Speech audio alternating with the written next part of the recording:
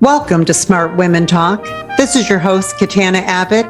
I'm a midlife millionaire coach and a certified financial planner, and I search the world for smart women and a few good men, including best-selling authors and thought leaders who are on that leading edge.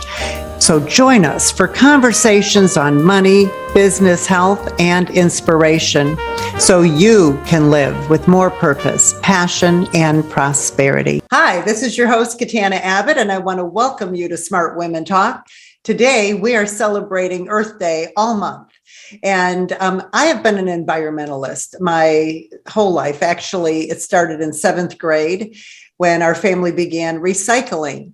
And I live in Michigan, so that was the same time that we had the Michigan bottle bill come through. And for those of you that don't have this, in Michigan, for 50 years, we have been having to pay a deposit on our bottles, and you get that deposit back when you return your bottles to the store.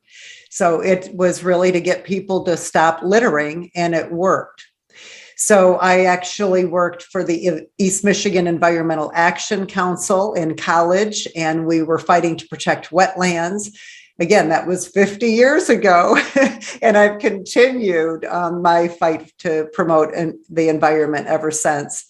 And right now I live in an area that when I was at the East Michigan Environmental Action Council that we protected by stopping the I-275 connector going through many years ago. And this area now still does have lots of wetlands. But one of the issues I'm fighting, and if you're living near a wetland, or something like a pond even, or a lake, you might see these 20-foot, or maybe they're 12 feet tall grasses. Those are called phragmites, and they are invasive species, and they are wiping out our wetlands. So if you notice, no more cattails, no more red-winged blackbirds, that is because these phragmites are choking them out, and it's not a good thing. So look it up, check it out. I'm just thrilled that we're talking about these things this month. When I decided to focus on climate change and Earth Day, my husband said to me, why don't you interview a young person and get their view on climate change and what can be done? And I thought that was so brilliant. And so he knew his best friend's daughter was an environmentalist and studying this. So today I'm just so thrilled to be introducing you to Brittany Multer. And she is a civil engineer who turned soil scientist. And she's going to share with us the impact of soil and the impact it has on our life. And so you may be wondering, what the heck does soil have to do with Earth Day or climate change?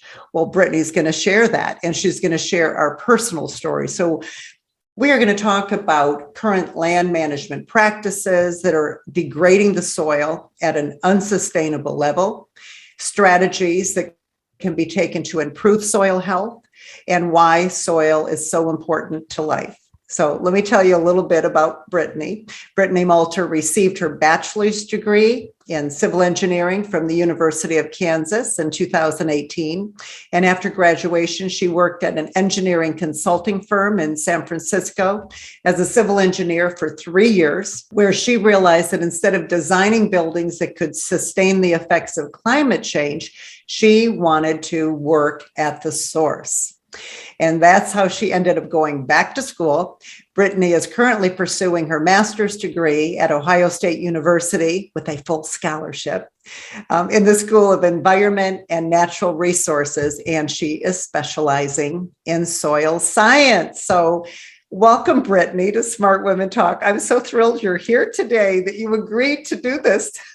Yeah, I'm happy to be here. Thanks for having me. So did I give your story justice? Tell us a little bit about what really happened, because that really did catch my attention, that you had a great job making great money and something happened that gave you a wake-up call. Yeah, so I worked in site development as a civil engineer, as you mentioned. And, my only interaction with soil was kind of like, how can we manipulate this for human use?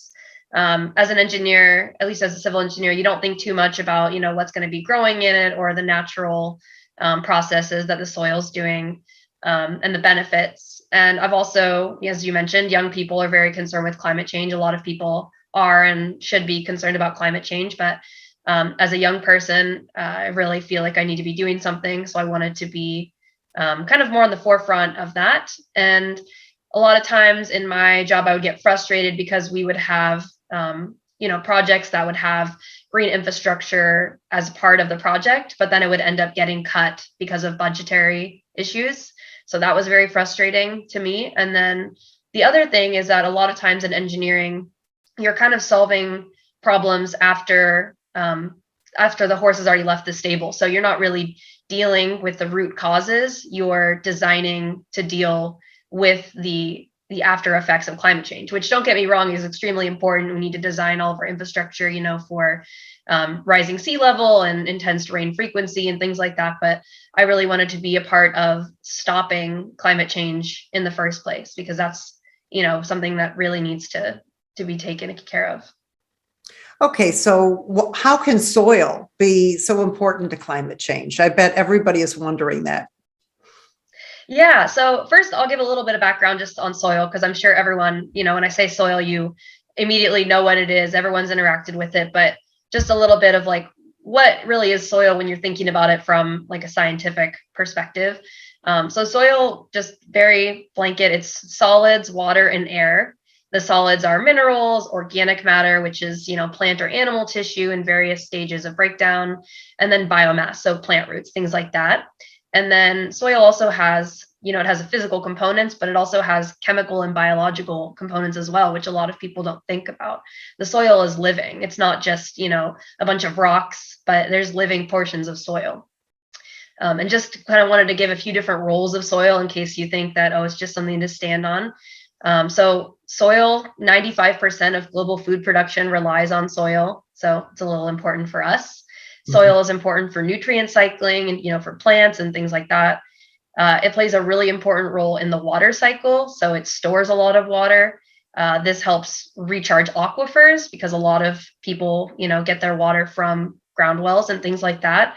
It also minimizes flooding. If more water can get into the ground through soil, you're not going to have as much flooding in your cities and your, areas, things like that.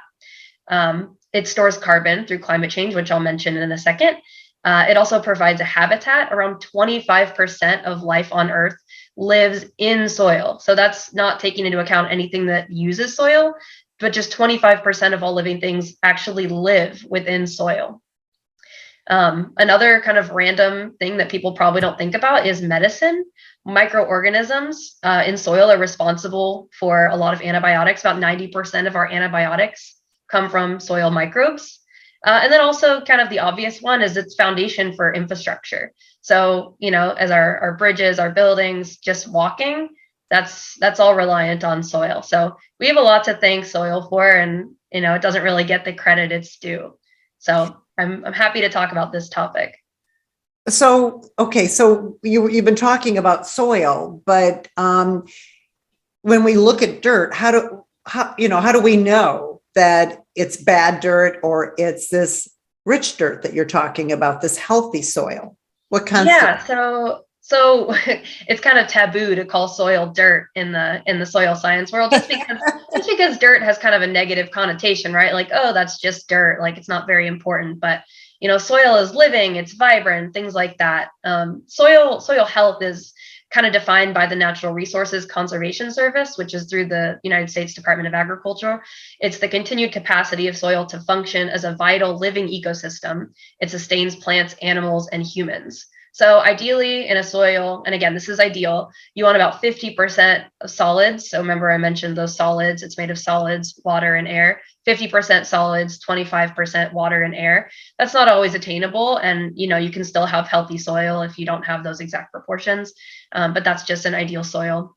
You want to have good water storage and drainage, like I mentioned. So you want to have enough water storage that your plants can get water and things like that. But you also want it to drain. You don't want a waterlogged soil. I'm sure we've all seen that, just puddles of soil, puddles of water on our soil.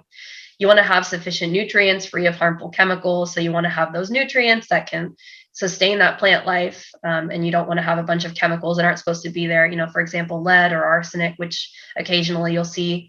And you also want to have high populations of beneficial microorganisms. So like I mentioned, those microorganisms that are helping us get some antibiotics. those kind of have a symbiotic relationship with our plants. They decompose the organic matter, and they, kind of are a huge part of that carbon cycle and the plant cycle within soil. So those are kind of the main components that you're looking for in a healthy soil. And a lot of times it takes, the everyday person can kind of look at a soil and say, yeah, that looks like a pretty good soil, or no, it doesn't really look like a good soil. But there are a lot of tests that you can run to kind of figure out the exact parameters of what you're looking at. But people probably don't need to do that. It's a little in the weeds. Well, what about if you're, I'm sitting here looking at garden here, but if you're going to garden, how do you know that your soil is healthy? And like, I've got a friend who lives in subdivision, and she said her soil seems to be just totally stripped. It's horrible. Is that because they kind of stripped the whole area when they built the subdivision? Yeah, that's actually something in construction. A lot of times when areas are constructed, they'll come in and they'll strip off all the topsoil before they start constructing. So that's one issue with a lot of these new areas, and just construction in general, is a lot of that healthy topsoil will be stripped away for construction purposes. And then also, just sometimes that can actually be resold. Those companies will resell that topsoil in other areas. You mean like when they cut down all the beautiful trees too? Yes, unfortunately, that can happen. So how important are the forests, let's say, and the trees to the soil? Yeah, so they're really important. One major issue with soil is erosion, and plants really help to like stabilize soil. So if you have ever seen maybe like a landslide or things like that, you'll notice a lot of that soil is not covered. It's, pretty bare, or there's not like large vegetation. Those roots really help to stabilize that soil. So plants are like I said, it's kind of a symbiotic relationship where plants, help soil and keep it healthy, but the soil is reliant on the plants as well. So, I watched a film. Did you see the Fantastic Fungi? I don't think so. Oh, you've got to watch that. I'm telling you, there's some good documentaries there. You're so busy with, studying for school, I guess. But it was all about the fungi that live in the forest and what an important role they play. And at the end of the film, they did say that when we destroy the planet completely and we're all gone, that the fungi will bring life back to the planet. So how important you were talking about microbes. It's kind of like our gut health in a way, having a proper biome, I guess. How important is that kind of matter in the soil? Because again, so much of our I'm talking about people in general that have yards and gardens. So much of it is so sterilized, and we want to keep it looking beautiful, and we spray it with all kinds of chemicals, and we can't stand a weed. And my husband was even told that he should not take all the plants down in the fall. He should leave them there because there are butterflies and there are little insects and stuff that are wintering there. And to leave it there so it helps the soil for the spring, and then he can do the cleanup. Can you talk about that for us and how those? Yeah. So I'll start with microorganisms. So microorganisms are essential to soil health. Microorganisms are responsible for decomposing organic matter. So let's say you have a plant and it dies, right? So this plant stays in the soil. That microorganism goes in there and breaks down that plant tissue and puts it back into the soil. Now, a lot of the carbon, and this, I can talk a little bit more about the carbon cycle, which is where we'll talk about the climate change and soil kind of dynamic. But that plant tissue will die. So about 80% of that carbon in that plant litter will get respired back into the atmosphere. So that microorganism is kind of breathing and respiring, and it will go back into the atmosphere. But the remainder of that carbon from that plant or animal matter, whatever is being decomposed, that's going to stay in that soil. And it will become what we call soil organic carbon. And soil organic carbon, also called soil organic matter, they're used interchangeably, but soil organic carbon is technically a part of soil organic matter because there are other things in soil organic matter. but it's essential for soil health. It's actually, we joke in one of the classes that if you don't know the answer, the answer is most likely soil organic matter. But it just has a whole host of beneficial properties. So soil organic matter will help you retain water. It has great water retaining properties. Soil organic matter helps you retain nutrients. It helps you, make sure you have enough nutrients in your soil. It kind of is like a sponge. Soil organic matter can filter water. So one role that soil played, I don't know if I mentioned this, but it can actually filter water and clean water. So when you have water filtering through your soil, because soil organic carbon is like a sponge for those nutrients, it can actually pull pollutants out of the water and kind of filter it and act as a filter. So microorganisms, which are part of this whole process by breaking down all of the, plant litter and things like that, are a huge part of it. And so that's the microorganism part of it. And then, like you were saying, with your husband being told to leave his leaves there, that's just adding to that property. So one issue with, kind of how we interact with soil today is that something dies and we dig it up, or in agriculture, you harvest the entire plant, you don't leave anything. My advisor always likes to talk about soil as a bank account. And he likes to say, you can't expect to take and take and take from your bank account if you never put anything back in it, right? So eventually you'll just run out of money, or in this case, you'll run out of good quality soil. So we have to be putting things back into our soil. And what you can do most beneficially is put organic matter and things like that back into your soil. So before we started the show, we were talking about the composting, and you mentioned in California, there's composting, but it can be kind of messy and that kind of thing. And I said, I saw this thing called a loamy composter, which is very pretty. It looks like a white pot that sits on your counter so you can compost. How important is it for us to take the waste from our kitchen and get it back into our garden? And what do you suggest is the best way to do that? Because I am going to actually buy one of those and test it out. Yeah, no, I mean, I think there's a couple different parts to that. So the first, I don't know, it's kind of different for everyone. So I personally live in an apartment, so I don't have a garden where I can directly put my compost. So if you're composting inside, it can definitely get messy in terms of you need to take it out more often because you don't want to get bugs and things like that. But composting is just really great in general. One, it's redirecting waste from landfills. So you're not putting that food waste into a landfill. And then two, putting it back into the soil is again, putting food for those microorganisms back into the soil. So composting is a great way to improve your soil health. You can put it directly into a garden. I'm not an expert on composting, so you'd probably want to look up a couple articles on people that are more versed in the subject. But earthworms are, great components to have in soil. They help break things down. So I'm not sure if people actually put worms specifically in their composting bins, but those are great helpers to have. So yeah, composting, I would highly recommend if you're looking to make a change in kind of your waste management, especially in your kitchen, and improve your soil in the process. And what?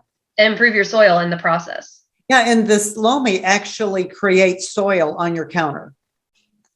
Yeah, I don't know. I'd have to look into that because I'm not sure if you technically would call it soil, but I'm sure whatever it would create organic matter. The video shows the soil, the beautiful soil like you're talking about. So I am very curious and I will want to try that out. Now, another thing that I was interested in is I watched the movie, and I think you did too. I think it's called Kiss the Ground or Kiss the Earth, Kiss the Ground. Kiss the Ground, yeah. Kiss the Ground. And it's about restorative farming practices. And a good friend of mine, a young gal, she and her husband have a farm, north of me a little bit, maybe 20 miles north of here. And they're doing restorative farming where they're rotating the animals and the crops. And can you talk about that a little bit and how that compares to the kind of agriculture that we're doing, the commercial agriculture? Because in the movie, the farmer shows this happy farmer who could feed his family, shows his farm, and his neighbor's farm, which is, probably to grow just corn. It's all tilled, it's dead looking, and it's empty. Mm-hmm. So can you talk about that? Because that it would be a great film for anybody listening to watch too. It's Yeah. Yeah. So first, let me give a little background for those of you who haven't seen the film.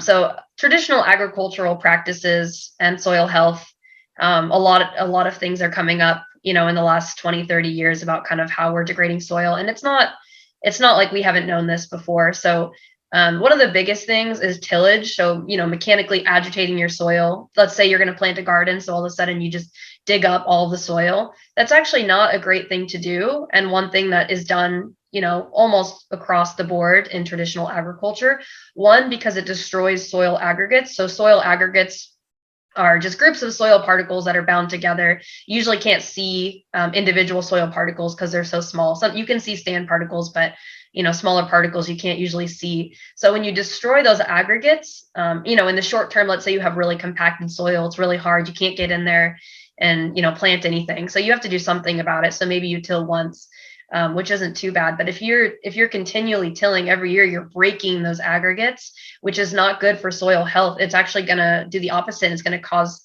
your soil to compact even more. And once you have really compacted soil, it's not going to allow roots to penetrate. That soil is going to be so hard, roots won't be able to break through it. It's not going to let water in. So you're going to have a lot of ponding and runoff, and your plants will, suffocate, or not suffocate, but they won't get any water. So they, will wilt and die. You're also not going to get any air. Air is essential. Our plants need to breathe under, their roots are underground. And if there's no space in there, if it's so compacted, they can't breathe. There's no soil air. So those are some things about tillage. It also causes erosion, which we can talk a little bit more about later. But the breaking up those aggregates leaves them susceptible to being transported by wind and water. And the loss of our topsoil through erosion is actually a huge, huge issue that not a lot of people are aware of, but super, super bad right now. Leaving soil bare, like you mentioned, is another huge problem. So if you kind of look at how the earth would prefer to operate without human interaction, you don't see a lot of bare soil. It's normally covered by some type of vegetation. Leaving soil bare, again, leaves it susceptible to erosion, so wind and water and things like that. You also don't have any inputs for those soil microorganisms. You're not, there's no plant litter to be dropped into the ground. Another traditional agricultural practice is putting a lot of pesticides and herbicides, which those, have a lot of benefits by keeping bugs and pests and weeds out, but it can also kill a lot of helpful microorganisms. And that's, as we were talking about, very necessary for the health of our soil. Can also decrease nutrients in our soil. Monoculture, so like you were saying, not rotating crops. If you just plant corn every year, soy every year, you are reducing the variety of the organisms you have in your soil, those microorganisms, right? Only the ones that are in there that are from that plant are going to be there. You're also always taking out the same nutrients. So if you have one plant that uses a lot of potassium, then you're going to take out all the potassium in your soil. Not replenishing your soil organic matter, so clearing all of the crop residue. Animal husbandry, like you were mentioning, animals compact the soil, weirdly enough, is probably something you don't think about, but think about how heavy cows are, and entire herds of cows. And if you keep them on the same plot of land for the whole year after year, that soil is going to get compacted, and you're going to have those issues again with your roots and no water. They can also kill crops if they're left to sit there and just eat the same patch of grass or whatever you're feeding them for however long. And then one thing I just want to touch on as well, fertilizer, which is oftentimes necessary just because the soil doesn't have the nutrients that we need. It can actually impact us as well, because there are huge overuse. There's a lot of overuse in terms of fertilizer. So you'll put, maybe 2 times as much fertilizer in your field that you actually need, and it will run off into our water systems. And one major issue is that can actually pollute our waterways. So if you heard of algal blooms in the Great Lakes, that comes from runoff, usually from agricultural fields. There's also issues down all the way in the Gulf of Mexico caused by agriculture up here. There's these huge areas of a hypoxic zone, which means there's no air, and it becomes inhabitable. And that's from agricultural runoff. And a lot of these solutions don't go right to the root of the problem. They're focusing on trying to fix that hypoxic zone, which we need to do, but you also need to go to the root of the problem to stop it from happening in the first place. So that's a long list of issues with the agricultural practices today. Again, we can't complain too much because it does feed us, and we've had to get there. But I think now that we kind of know these issues, we need to start addressing them in a more widespread way. So Brittany, is one of the solutions to quit tilling and to actually plant the seeds into last year's plants, dead plants? Yeah, so no-till agriculture is gaining traction in a lot of places because it is, again, you're not disrupting that soil structure. So no-till agriculture is a great thing to do. And again, leaving crop residue there is also really helpful for those organic matter inputs. So yeah, those are both great changes that can be done to improve soil health. And what about us as having homes? Should we manage our gardens differently than we do? Yeah, I mean, I think that everything that I just mentioned can be done on a smaller scale too, right? So if you have a garden and you're going to plant something, you don't need to dig everything up and start fresh every year, because you're actually putting yourself back a few steps, right? So you can plant your seeds directly into that soil instead of digging a huge hole or digging up the entire garden. And again, leaving maybe the residue from last year, or even taking some leaves from the fall and things like that and putting it into your garden, and providing those soil microbes food. So those can be done on a small scale too, just in your own backyard. So what about covering with mulch? That's okay, because you could cover up some of the old ugly stuff. Yeah, well, so mulch is actually a great thing to use for a few different reasons. So how I mentioned earlier about leaving soil bare and it's not really great. Mulch will actually protect your soil. So one cause of erosion is the impact from raindrops. I know we don't really think of rain as having a big impact because it hits your skin and it doesn't hurt you or anything, right? It's just a raindrop, but it can actually break up soil aggregates. And so when you put mulch there, if you leave your soil covered, putting mulch on top of your soil can actually protect it from erosion. So yeah, you can go ahead and plant through mulch, and your plant should be able to, your little seedling should be able to grow through. Yeah, that's what we're going to be doing that this year. We don't do it every year because we put quite a bit and it will last. But boy, when we add fresh, it's so beautiful. Yeah, it's a great thing to do. So let's talk about this idea of climate change and the idea of capturing carbon, because I know that's something you're specifically working on. And so what does that mean? And what is it you're doing? Yeah, well, so first, let me talk about kind of the role of soils in climate change. So I'm sure a lot of people are thinking, what does soil have to do with climate change? So on a broad scale, I think a lot of people have the understanding, but just to say that climate change is caused by excess greenhouse gases, like carbon dioxide being released into the atmosphere. So as I've kind of been talking about, there's a lot of carbon in soil already. Carbon in soil is actually more than all the carbon stored in vegetation and the atmosphere combined. So soil is a huge store for carbon. So a kind of a simplified version of the carbon cycle, like we talked about, right? Plants take up that carbon dioxide from the atmosphere through photosynthesis. Plants die, microorganisms, decompose the plant. A lot of that carbon will go back into the atmosphere immediately through respiration, but a lot of that carbon will be stored in the soil. So it will actually not be released. And that's kind of how that carbon is sequestered then.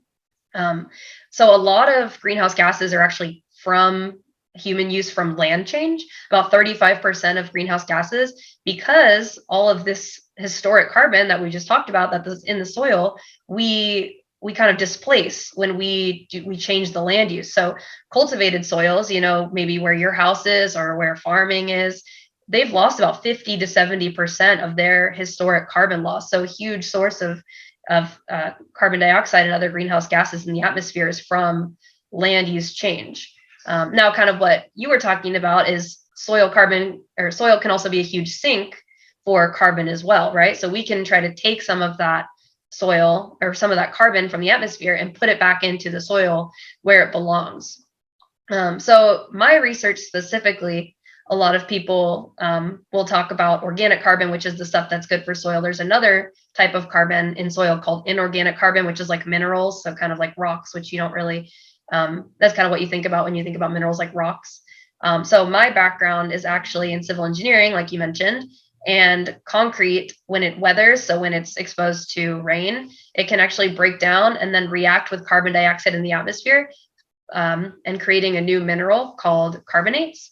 And then that's storing carbon in the soil. So that's something that I'm looking at. And there's the Center for Carbon Management and Sequestration at Ohio State University that I'm a member of. And there's a lot of research being done, not necessarily on my topic, but in this topic in general. Well, I'll tell you what, anyone listening today knows that we are in good hands with young people like you. I am serious. It's so exciting to have you on the show. Thank you so much. It's a really exciting topic, and I'm happy to get to share it with people. What would you like to leave us with? Do you have some tips for us as consumers, in taking care of our own gardens, let's say? Yeah, so I think some of the main things are always have something growing in your soil. Living roots, always helpful. Minimize disturbance, so try not to dig up your soil, releasing the carbon and messing with the soil structure. Try to keep your soil covered, again, like you were saying, with mulch or with cover crops, things like that. And then maximize your diversity, try to plant different crops. And then adding organic matter, that is something that's extremely important. So composting, plant litter, things like that. All of those are simple and very helpful ways that you can improve your soil. So, Brittany, it's been so wonderful having you on the show. Thank you so much for taking time from your studies to come be with us today. Yeah, thank you so much for having me. Absolutely. And for those of you who are new to our show, be sure to subscribe to one of our channels. And if you'd like to get on our list so you can be part of our community and you'll know who our guests are, what our topics are, you can have free gifts and articles from them. Then go to joinsmartwomen.com. So until next time, go out and live with more purpose, passion, and prosperity. Smart Women Talk is brought to you by Smart Women's Empowerment, a 501c3 nonprofit project of United Charitable. Music by Bill Lucas from his album When It Rains. Available on Apple Music and Spotify. Catch us wherever you listen to your favorite podcast, and be sure to join our free community at joinsmartwomen.com to access all our free Smart Women resources.